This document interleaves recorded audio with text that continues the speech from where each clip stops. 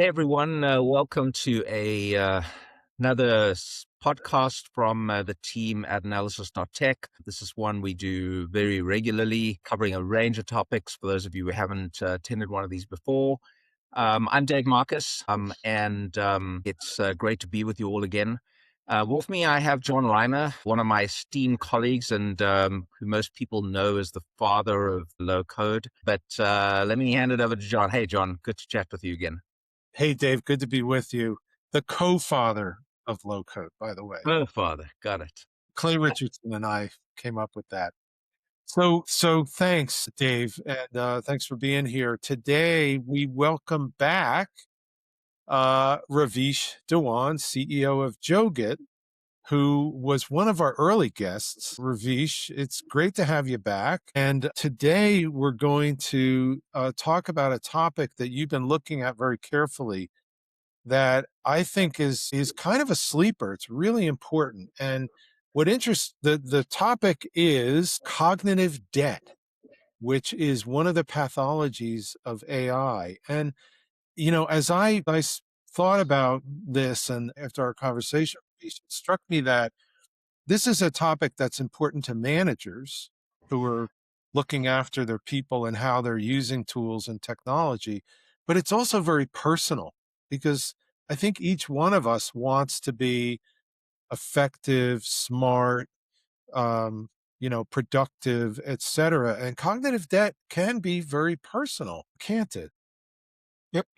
Absolutely. Absolutely. And John, happy to be back on this podcast and looking forward to our conversation because I know this is at the heart of what we are doing in Joget as well, and significantly important to me because I know what it takes to do core development. Based on my background Yep. and what kind of impact it can create. When we're talking about creating raw code with AI tools. Right.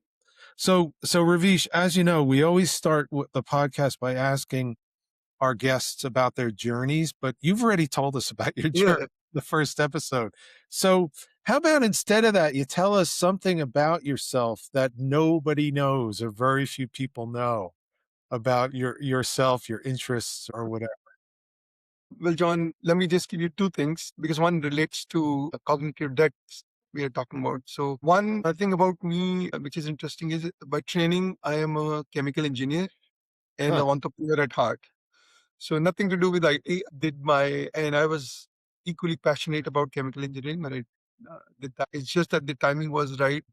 The revolution that was going on related to .com and all, and I got into entrepreneurship. Interesting. Chem E is so hard, Ravish.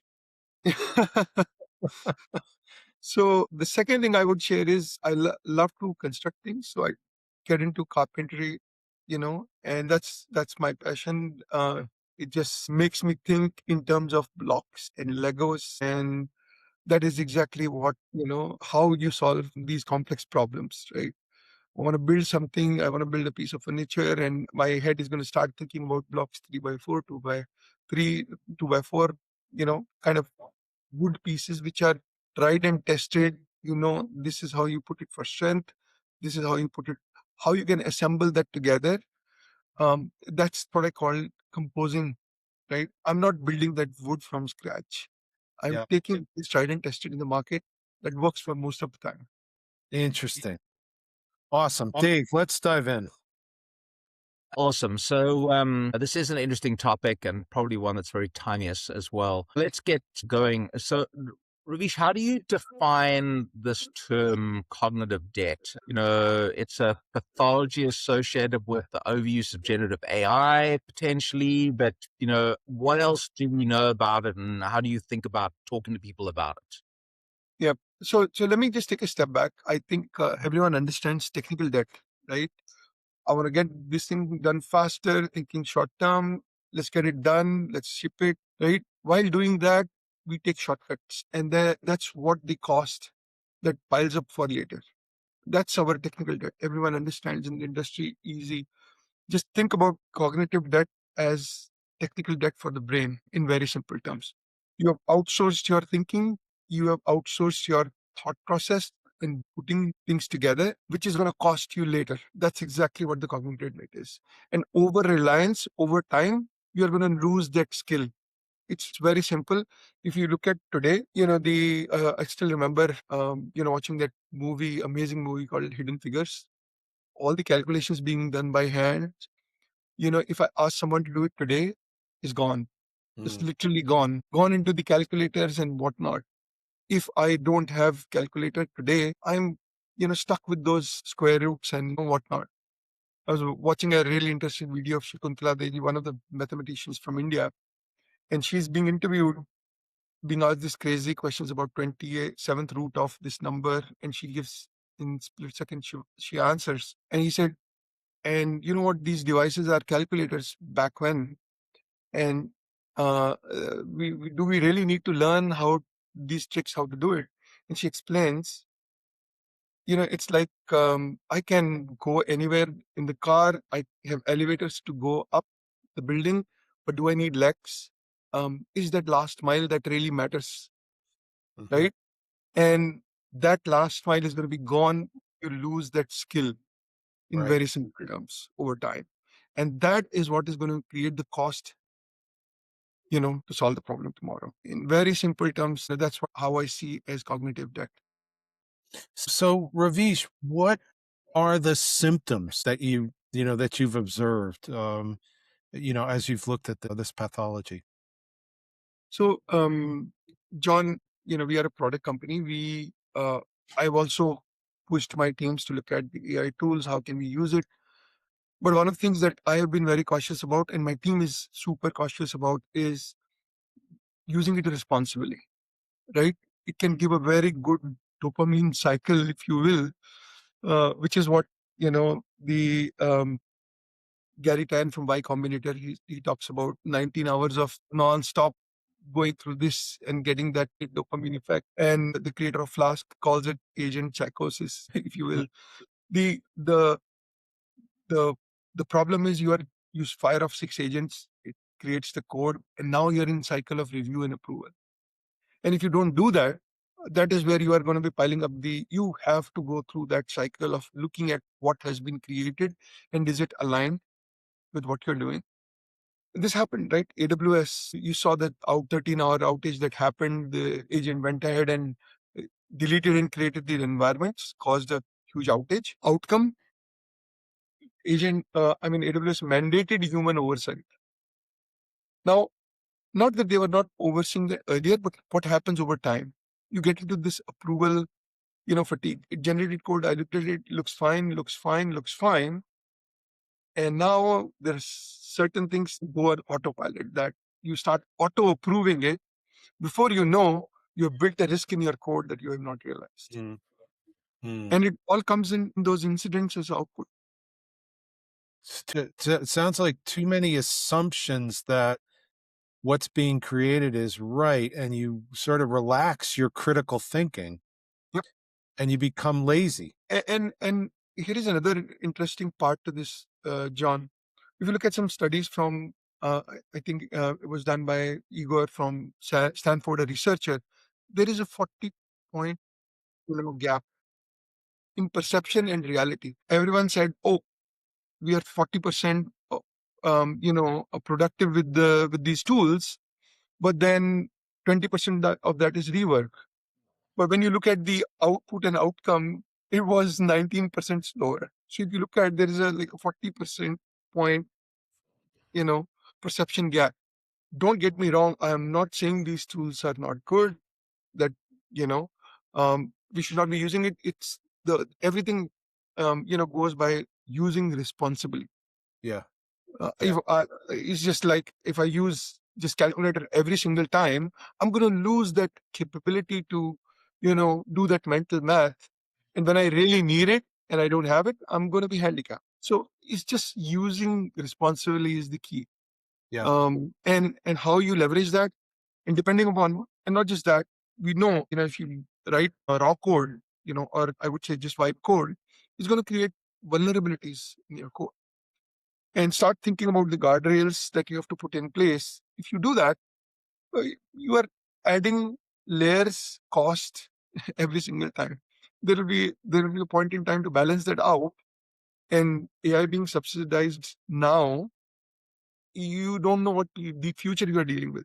Yes, I hope the cost will come further down, but when I look at the sustainability requirements, where we are, the energy requirements, everyone is talking about that. Anthropic recently signed a SpaceX deal using the what 3 megawatt data center, whatever that is, consuming it all. We know the requirement is massive. And when the demand is just a supply and demand curve that drives the cost also, it's going to happen. Yeah. Right. And if I have not thought through those things upfront, I'm creating a big risk for the organization. Yep. Yeah. Hey, folks, thanks for those of you who are listening in or watching. Thank you for joining us here on the Lowdown by Analysis.tech. This is a podcast that comes out about every week, and we tackle issues like we tackle a lot of issues these days with AI as it's used for developing applications. Analysis.tech is a strategy firm, a strategy advisors. Dave and myself are two of the principals. We also have Rob Koplowitz, who's got deep expertise in process automation. We have Francis Carden, actually, Dave, he's really the father of RPA, the only father, the solo father. Rick Greenwald, our data guy, and Andy Bartels, our economist, former chief economist at Forrester. So if you like the content, tell your friends, tell your neighbors, hit the like button, hit the share button. We're available wherever you get your podcasts. And with that commercial over, Dave, let's get back to our discussion. Awesome, Raveesh. It's interesting to see how you position this. Let's turn a little bit to the impact of this, AI cognitive debt on application development, on developers. How does it play out there? And I'm also particularly interested in how you think it plays out with regards to audiences that may be junior or more senior. A developer group that is just a young developer who's just coming out of college versus someone who's been a seasoned person doing this for some time, who kind of knows what to look for, because they've been through this. How do you see that kind of playing out? Yep. Dave, I'll give a very simple example. This is not from AI standpoint, but it applies to this situation really well. I've had I've been privileged to work with some really smart developers, throughout my career. And I have had the opportunity to build various teams as well, delivery teams, really shipping large, applications and whatnot. Invariably, I used to notice that, there is a junior developer and there is senior developer, depending upon the time they have spent in coding, sophisticates the type of code they write. And if my senior developer is not available, and I expect, someone should be able to, look at the code and help if there is a production problem, that assumption is still an assumption today. There is no way that is happening until unless the junior developer takes that responsibilities, understands what is there, solve the problem. And that cannot happen when somebody is on vacation and randomly somebody picks up. You need that cognitive capability at that level if somebody has written the code. When I am doing this, code generation using vibe coding or any of those approaches, what am I doing right now? Offloading that. And if I'm junior and I've not written enough code, it's a matter of time. All these engines are becoming smarter and smarter. Every model is smarter than the previous model. So what's going to happen? It's going to write more efficient code. That is what the prompt to save tokens is going to become important. Yep. And I'm going to say, write efficient code. What will it do? It'll write really sophisticated code. And a junior developer will not be able to work through that if they have not spent enough time coding themselves. Looking at the code, reviewing that code, and reviewing the syntax is not equal to skill. You have to have that experience in order to review that. And that is the danger with the junior developers. If they lose that capability and they're not able to build that enough skill by coding, it's going to be that much harder for them to go forward and review the output from these engines as well. Now, I can have agents to review the output. I can have agents at every stage. Guess what? Be ready for that cost. I'll just say that. Yes, I can have agents do every single thing. But when I am going to get stuck is going to be a real problem. And enterprise don't work on that assumption. You need claims to go through the system every single day, or you pile up penalties. If it is not processing 24 hours, you need someone to get into that thing, get it fixed, get it moving. I still remember making those calls when my senior developers on vacation. Yeah, somebody, this problem happened, can you look at it? Yeah. Your team is not able to solve the problem. That's exact.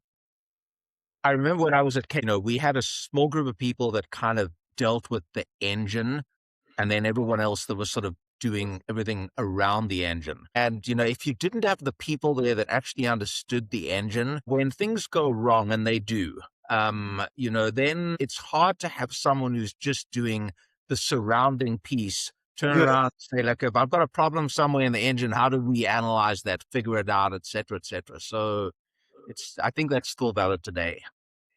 Yeah. Interesting. I love this. I love that. I love that part of the conversation, Raveesh. I mean, I think there's almost advice that you're giving to the junior people. Keep learning, keep digging. Don't just rely on the output and evaluating the code. It's like, what's behind the code? What's the architecture? What's the intent, etc. I wonder if we could. I'd love to be able to break this down into things that people can do to avoid cognitive debt. Yep. It sounds like there's a mindfulness attitude. You've got your mindset shirt on. There's a mindset Mindset. so I'm a junior developer. I'm just getting started. My mindset needs to be, I have a lot to learn. Yep. Have you seen other sort of practices, really nitty gritty practices, Raveesh? I wonder if we could break it down to that level, that we could advise people on how to avoid cognitive debt. Actually, John, let me share this. 2 or 3 simple techniques that I would think can be very, very beneficial for the junior developers, if you will. One is, don't outsource the problem solving. Solve the problem. Yes, AI can be a very good instructor to review that and give you better option. You will only understand that option when you have solved that problem once. You will only appreciate that when you have solved that problem once. Second thing is also creating ideas. I am looking at this. I'm being inefficient. I've looked at my code, and this is from my personal experience as well. It's difficult for me to find bugs in my code itself. This is where AI can really be helpful and creative, looking at these things and giving you inputs. Initially, you want to get that input. You want to understand this problem can be solved 5 other ways, and this is the most efficient way. If I am outsourcing that, then I'm not building the capability that I should. That's the key thing that I see. And obviously creativity. These engines are absolutely amazing at. That's why one of the really good use cases is content generation. Now, if I'm leveraging that while solving the problem, that's when I'm really stretching the limits, my limits as well as AI limits. But if I just want to outsource the whole cognitive process, then I see a significant challenge there. Right. Dave? It's going to be difficult to sustain organizational capability if you start doing that. Right. Yeah. So, Raveesh, I wanted to talk about 2 things. One, the development process that we'll come to in a second, but I also want to talk about perceptions. This morning it was interesting. I was reading on LinkedIn, someone turned around and they said, well, I can just use a vibe coding platform to go and recreate something like Gong, as an example. And I can do that, in a day. And I've had the opportunity over the last 2 weeks or so to actually go and build a decent application in about 5 different platforms, 2 of them vibe coding and 3 of them more traditional low-code development. And I learned a lot of interesting things out of that, particularly around the fact that the perception of what you can get out of this compared to the reality of what it delivers are often 2 very different things. And yes. I think people get very caught up in the perception and the coolness of some of this technology today, what it looks like. And I think that's certainly the case for younger people as well. So I'd be interested in sort of your point of view on just sort of managing perceptions effectively, and then certainly how that applies to, your own development process. You have a software company. How are you getting your teams to think about reducing and dealing with the impact of cognitive debt? Yes. Yeah. Dave, really good, point there, because, and really good observation. I'm sure you would have gone through this, because when you look at, vibe coding, for example, you have a fuzzy idea in mind and you see that fuzzy idea come to reality. That is very different than I have a very precise idea of a business application that I need that has X number of roles, different types of access. Here is the kind of workflow I need. So converting that into a reality is still a challenge. Not that straightforward. Yeah, you can get that perception by building. I have an idea and my requirements are fuzzy. You will get that. That's where the creativity comes into picture with these tools. But precision is significantly important when it comes to enterprises. How we are doing this is a little bit different. I mean, this is the core. To us, we are in our platform. There is no code being generated. We are totally against that, because we know it will be a problem tomorrow. So what we are trying to do is compose these various tried and tested components, use AI to stitch that together. So you are not the Lego blocks have been tested to put together. We are using the power of AI to accelerate that stitching together. Right. And from customer standpoint, I don't even look at the code. I'm more looking at the construct. And when I know the tool construct, it becomes easy for me to move these blocks. AI put a wrong block in there, no problem. I can replace it visually. But when I go into the prompting cycle, that is where I would say that is a vicious cycle to be in. You drift. Let me just take a step back and make sure we understand how this code is being generated. It's nothing but at a fundamental level, it's prediction. Yep. You drift a little and you continue on that path. You drift a little and you continue before you know it's on the totally different path altogether. And now you're scratching your head. Oh, let me just go back and start again. So that's the perception of productivity that you get, where you are just drifting then. And this becomes significantly important when in an enterprise environment. That is what we want to avoid. Got it. So you just mentioned something, Raveesh, that's very interesting. One of the questions that we have about avoiding cognitive debt is, particularly in application development, you're working on some kind of a platform. So is there something that a platform like Joget are there features that you can provide that would help organizations avoid cognitive debt? And you just mentioned components, basically. Yeah. Package components. Talk a little bit more about what you're doing in the platform to help folks avoid this pathology. Yeah, let me share this. John, we have tried to coin a term called, just like you mentioned about low code, we have tried to coin a term called vibe composition. And everything that we are doing in Joget is all around vibe composition. In fact, our builder is called App Composer. If you look at what we are essentially doing, is just composing those Lego blocks that we have built within Joget. I want to build a form, or I want to build an application. It's going to stitch the workflow components that we have together, the form components and the Lego blocks within the form components together to build what you're looking for. And second most important, principle about composition is I should be able to replace those components because it's composed easily. For that, we have enabled everything visual. So you want to make those changes, you can visually make those changes. I am essentially, even while making those changes, I am removing a component and using another component which I want. So essentially, it's building on that fundamental block of tried and tested and governed secure components that we have built. You are not, creating something from scratch. And why you do that? I'll give you a very simple example. Moment I want to build an application and I'm in an enterprise setting, platform is connected to let's say your security, enterprise security system, it inherits that now. Any application that I'm going to be creating will inherit that, security or governance that we have already applied to the platform. And that makes it much more secure, much more easy to use, much more, or lowers down the cognitive debt. I am not relying on reviewing the code. I am more relying on visual verification of what Right. are these components, because that's how we build in Joget. If I'm not using AI, I'm doing a drag and drop and building in Joget.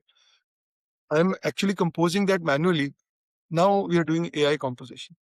It strikes me, Raveesh, that if I am working with forms and other visible, and understandable at a business level artifacts, that I'm engaging at a level of critical, I'm able to engage at a level of critical thinking and Yes. review that I cannot engage at if I'm reviewing lines of code.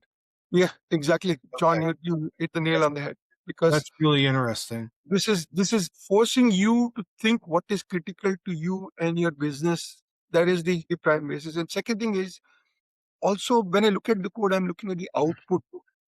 When I look at the application, I look at the outcome, Yes. right? So my focus has to be an outcome, not an output.